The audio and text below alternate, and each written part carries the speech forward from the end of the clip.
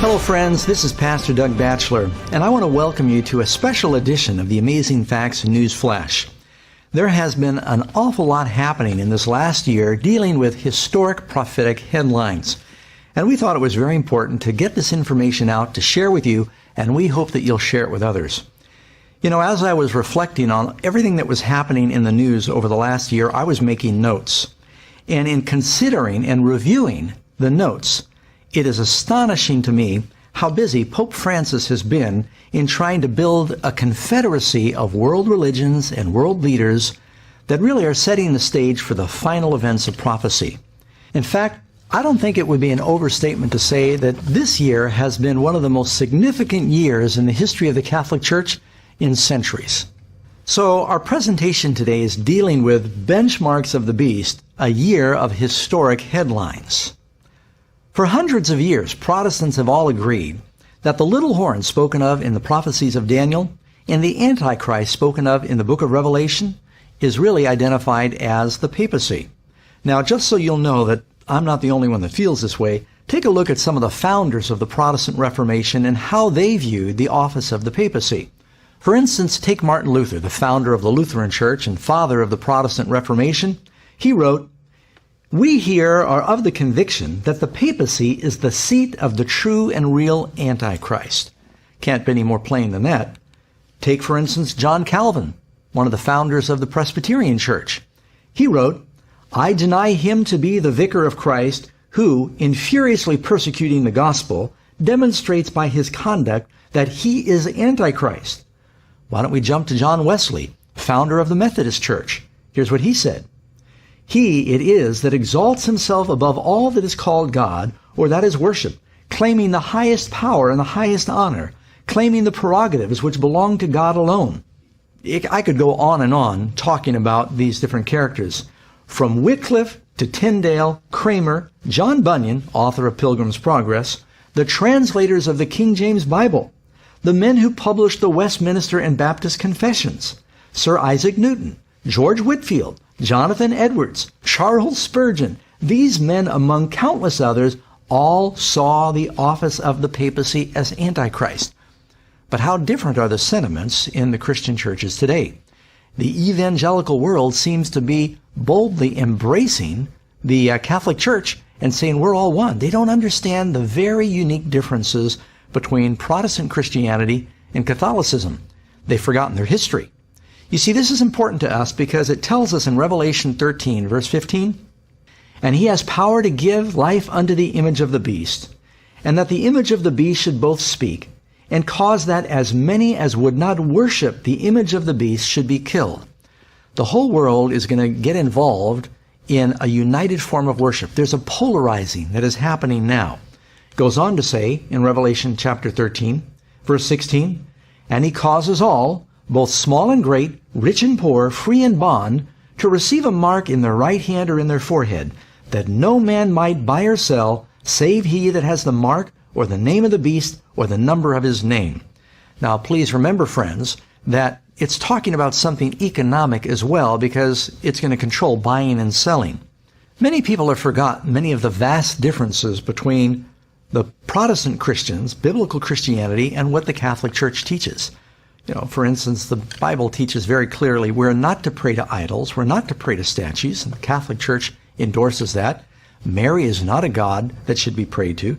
Nowhere are we told to pray to the saints or that the saints are floating around up there for us to communicate with.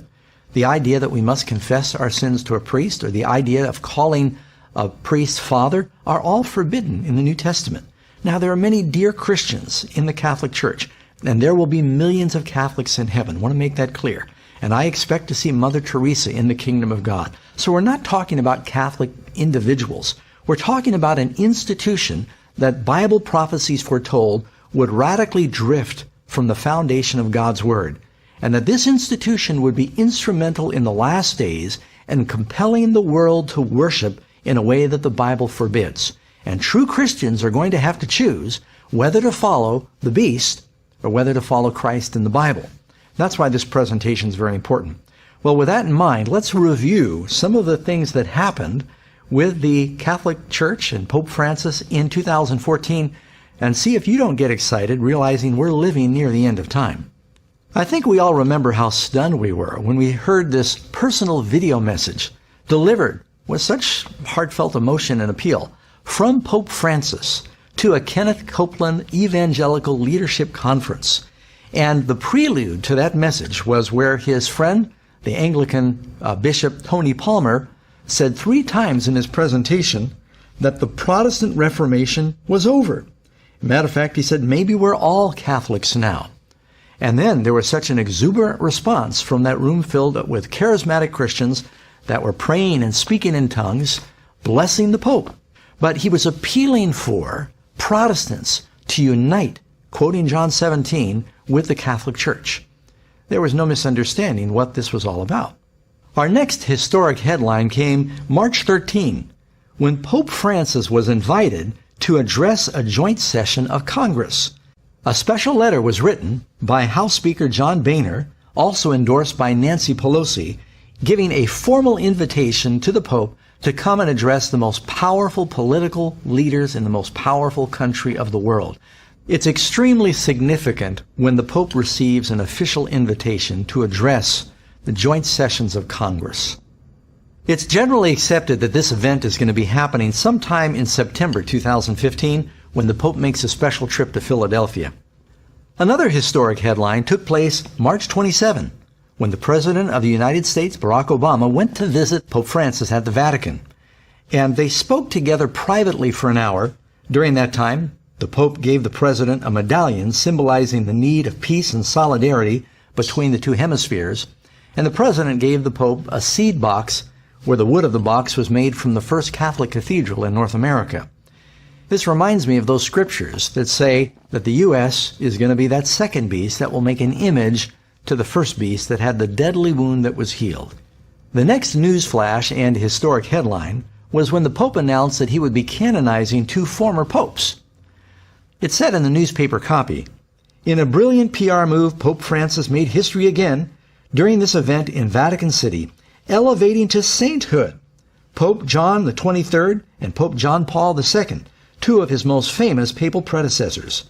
Many Catholic analysts believe that this was done partly to unify the world's 1 billion Roman Catholics that have been somewhat fragmented.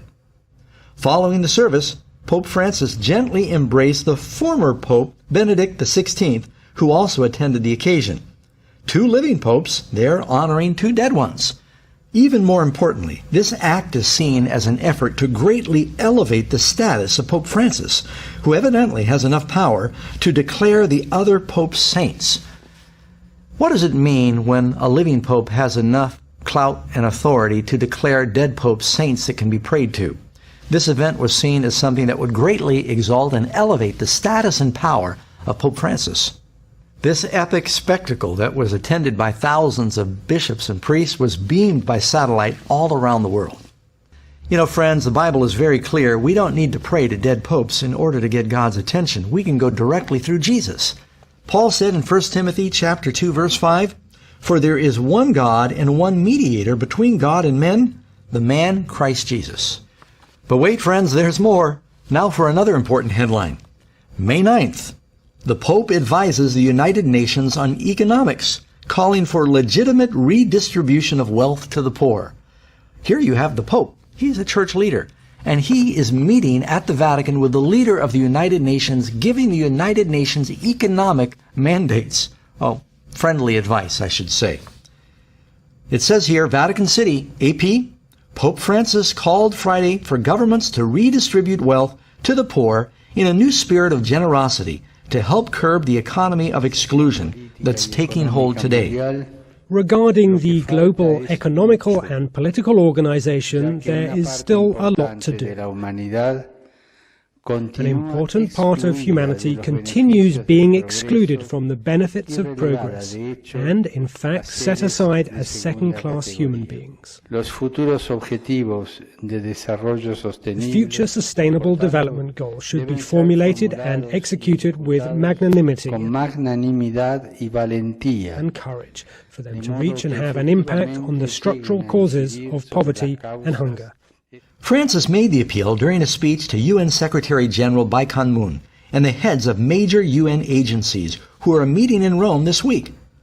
Latin America's first pope has frequently lashed out at the injustice of capitalism on the global economic systems that exclude so much of humanity. On Friday, Francis called for the United Nations to promote a worldwide ethical mobilization of solidarity with the poor in a new spirit of generosity. All of this may seem to be just very innocuous and fine, but what gets my attention is look at the power of the Pope, that the leaders of the United Nations are in the Vatican and the Pope is talking about economic policy. Doesn't Revelation tell us that the time is coming when this beast power is going to declare who can buy and sell? It's all leading in that direction, friends. Another headline. On May 25, Pope Francis made his first visit to the Holy Land, and he called for peace. Il principe della pace.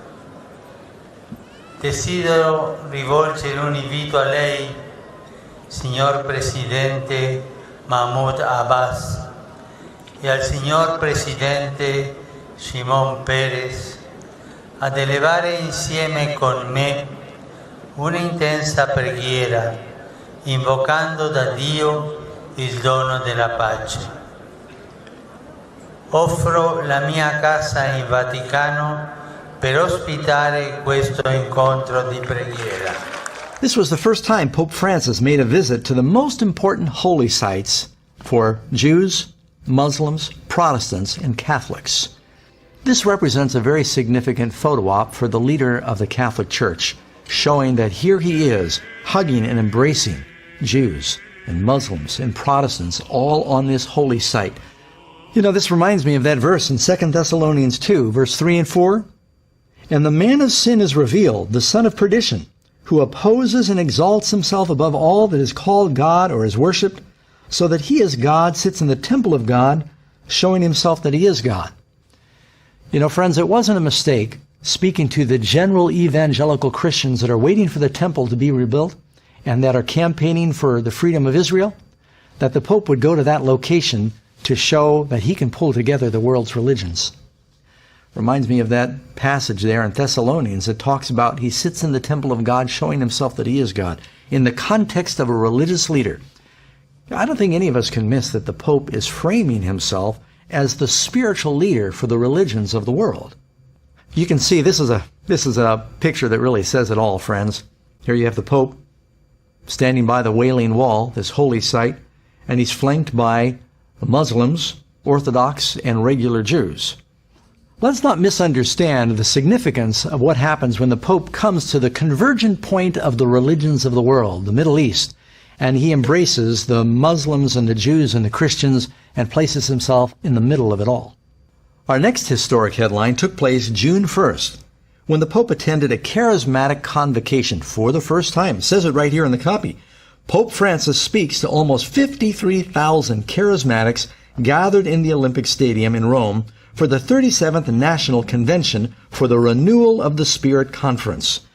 As the Pope knelt there, right on the ground, they all prayed over the Pope in tongues, reminding us of that other video we saw when Kenneth Copeland in the leadership conference, they all prayed in tongues over the Pope. Almost seems like the Pope now, that the Catholic Church is endorsing this doctrine of speaking in tongues. In fact, it said here in the newspaper report that during the event, the Pope acknowledged he had once been uncomfortable with the charismatic movement, but he said he is evidently feeling much better now. In fact, the Vatican declared this is the first time in history in which a Pope has visited an international charismatic renewal convocation. And we have another historic headline. Joel Osteen observed Francis in action when the Pope met with those 53,000 charismatic Roman Catholics during the worship service at Rome's Olympic Stadium. Friends, this I thought was something. When Joel Osteen said Friday, it was a great honor to represent the pastors of America in meeting with the pontiff, who he described as a warm and personable person full of joy. And he represents a church, one of the largest Protestant churches in North America, but he doesn't represent me, and he doesn't represent a lot of other Protestant pastors in North America. What do you make of it? I think the Pope is fantastic. You know, I just think his tone, his humility, his, you know, I loved when he said the other day, you know, and it's our view too. We're not trying to, you know, make this a little bitty narrow thing. Anybody's welcome. We may not agree 100% on doctrine and theology, but you know what? The church, Catholic Church, our church, it's open for everybody, so I like his tone. I think those are some fascinating comments from Pastor Osteen, who's such a widely respected figure in North America. Pope Francis invited these Protestant leaders to the Vatican, including members of the Latter-day Saints, to discuss the question, can we find common ground in order to advance the life and ministry of Jesus so people can experience the joy of the Christian faith? All sounds so beautiful, friends, but it's all leading towards a dangerous kind of unity. The next historic headline took place on June 8th, when the Pope inserts himself in the Middle East peace process. Of course, earlier this year, there was a terrible war going on between Palestine and Israel, bombs flying back and forth. And so it was very important that there were peace talks. And during the Pope's first visit to the Middle East, that's when he talked to the president of Palestine and the president of Israel, Shimon Peres. He invited them to the Vatican, where he said, come to our headquarters. We'll pray for peace there. We'll talk about peace there. Another thing I thought was very interesting is during this meeting in the Vatican, for the first time, the Quran was read and Muslim prayers were offered here in their holiest place. And it's amazing. You'll see later in the presentation how the Pope is being turned to negotiate peace. You know, these peace talks remind me of a passage in the Bible where Paul says in 1 Thessalonians chapter 5, verses 1 through 4, he's talking about the second coming. But concerning the times and the seasons, brethren, you have no need that I should write to you, for you yourselves know perfectly that the day of the Lord will so come as a thief in the night. For when they say peace and safety, then sudden destruction will come upon them as labor pains upon a pregnant woman, and they shall not escape. Our next headline took place July 7th, when it tells us the Pope met with U.S. televangelists.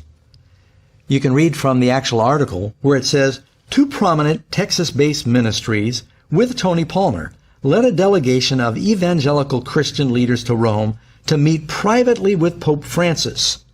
James and Betty Robeson, co-hosts of Life Today television program, and Kenneth Copeland, host of Believer's Voice of Victory, met the Roman Pontiff at the Vatican on Thursday. The meeting lasted almost 3 hours and included a private luncheon where they proposed, listen to this friends, signing on the 500th anniversary of Martin Luther's 95 Thesis in 2017, a joint declaration of faith and unity for mission. Wow! Here you've got leaders of the Protestant Church going to the Vatican, meeting with the Pope in a private 3-hour meeting and saying, we need to sign a declaration of unity in mission on the anniversary of Martin Luther's protest, no less. I read in one article that the combined viewers of these televangelists that came to the Vatican, they represent 800 million people. Our next headline took place July 22nd. A lot happened in July. The Pope picks a council to promote global Christian unity.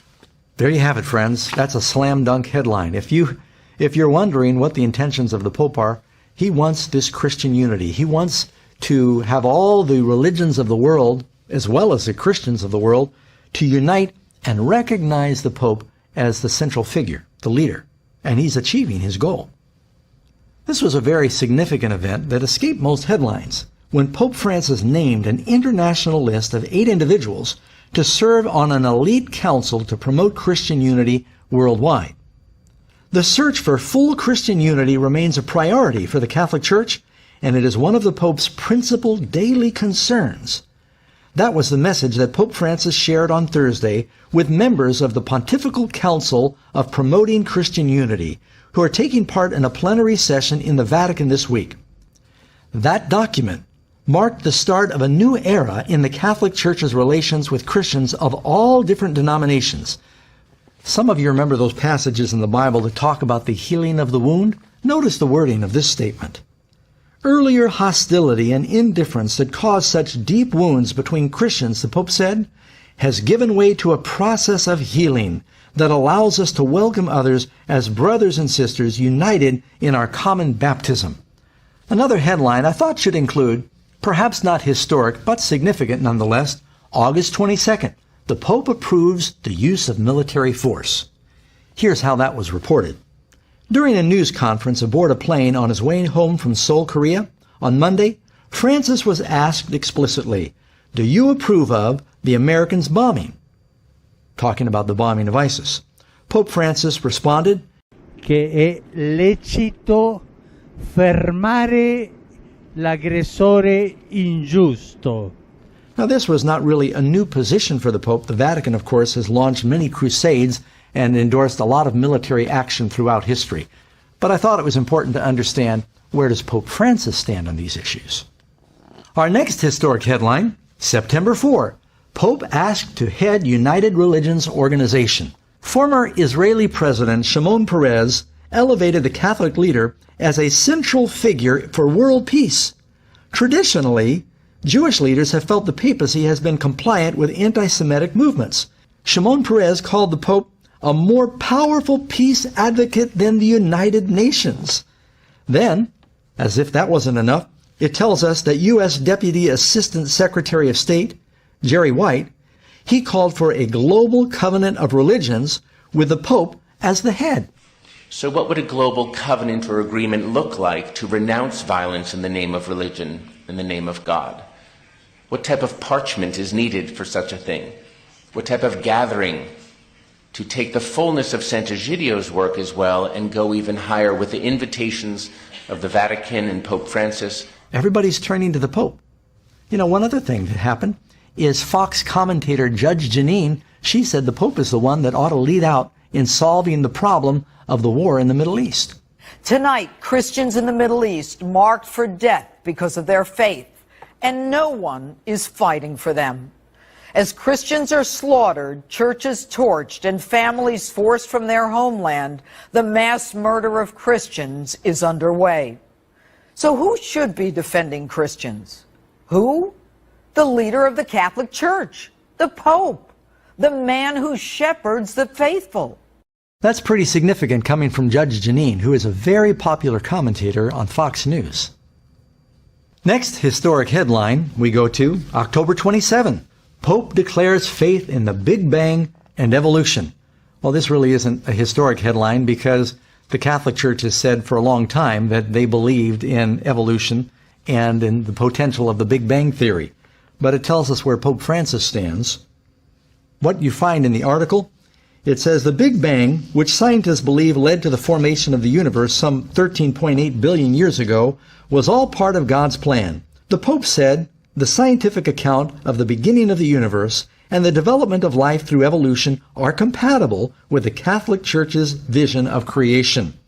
Of course, friends, if evolution is true, then you can't take the Genesis account of creation as being literally true.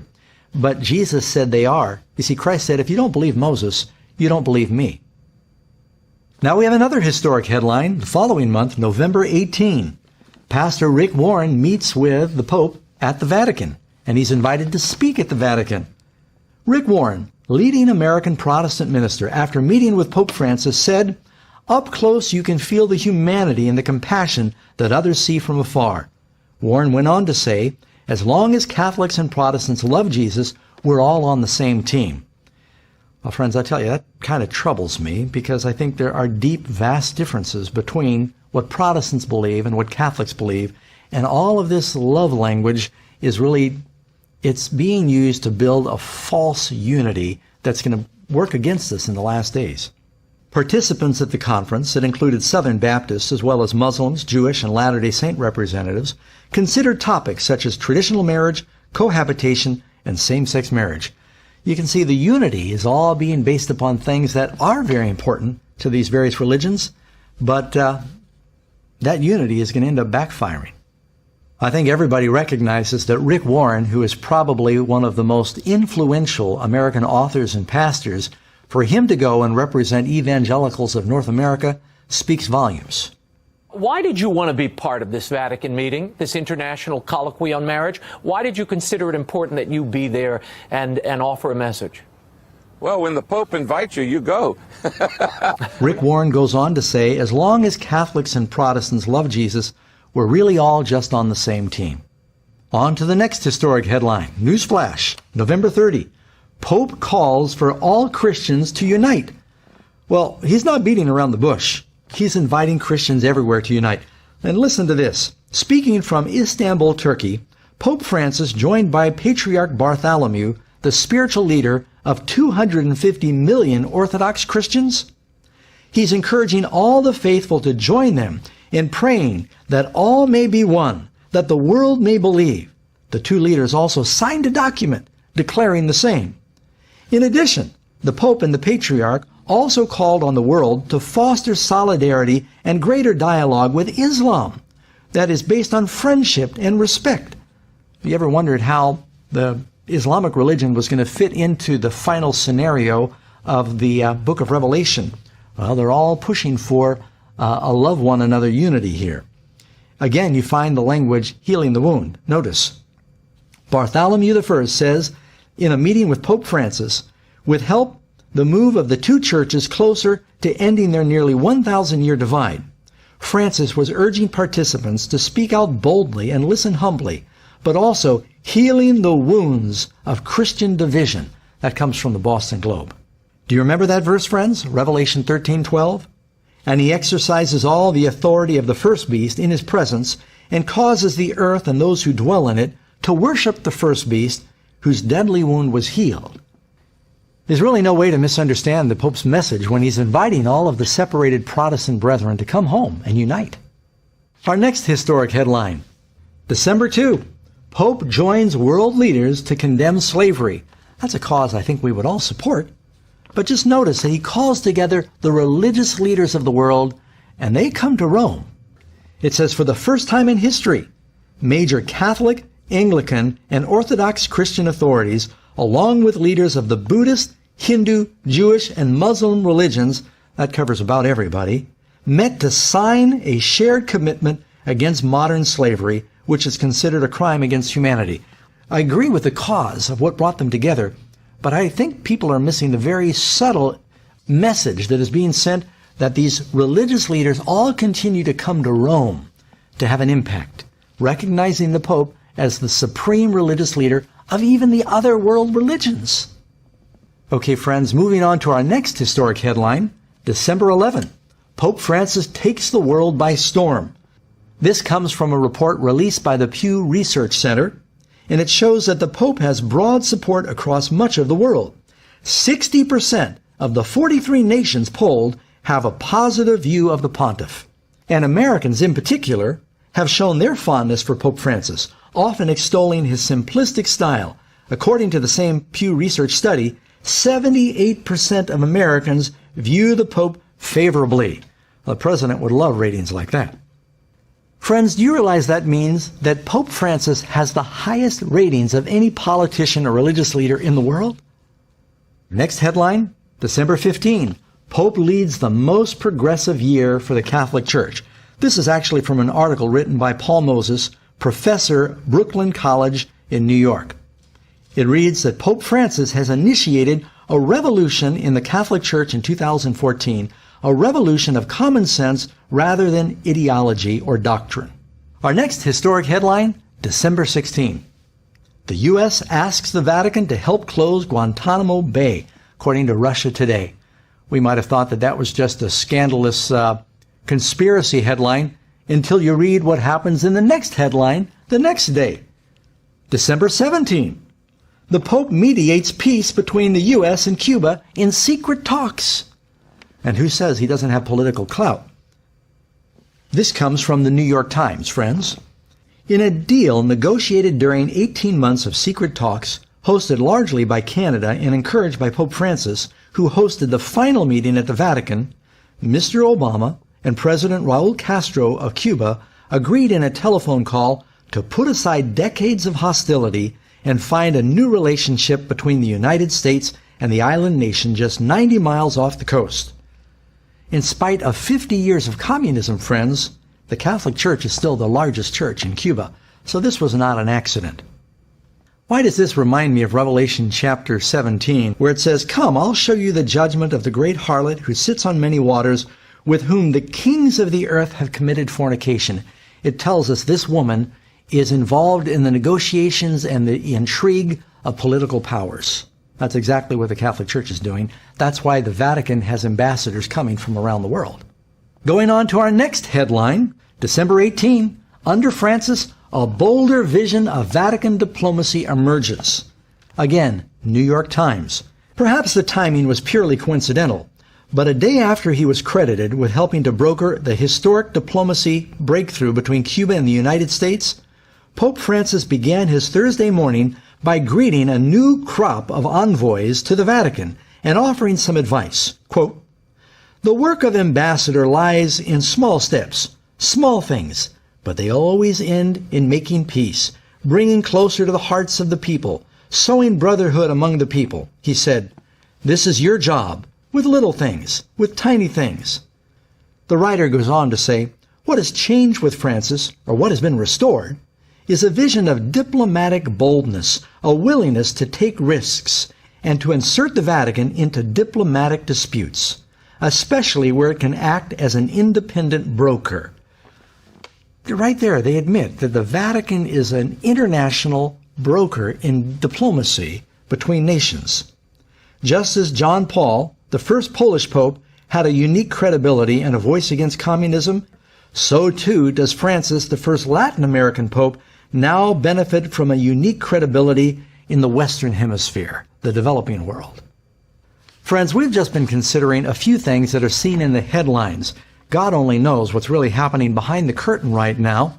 But we can see, we can observe that there have been very significant, bold movements forward for this Antichrist power that ought to excite Christians. Now, I don't say these things to cause unnecessary sensation.